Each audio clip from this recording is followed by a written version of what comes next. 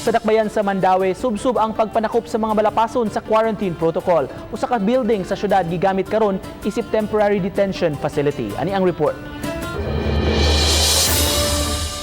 Sa Department of General Services kun DGS building, temporaryo nga gitanggong kini mga milapas sa quarantine protocol sa Mandaue. Sukad gigamit ang maong building diha sa may barangay Labugon sa paghingusog na sa pagpanakop sa mga violators, moabot na sa 47 ang ilang detainees. Sa Hulagway, makita ang uban kanila nga mitabang sa paghipos kini mga karaan nga mga ekipo sa dakbayan aron mahawan-hawan ang lugar. Ato ang gibuhat ana nga naagyoy kagalingon nga detention facility ang katong mga quarantine violators kay wa na to gisagol sa mga prisuhan sa station kay simbako ba na sila niya matakdan or sila ay makatakod sa mga na-detain na dito.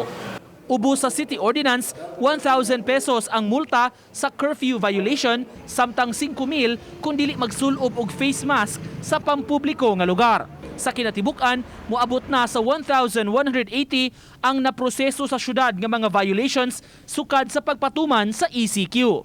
Auhag sa City Hall, mutuman gihapon sa tanan nga mga lagda.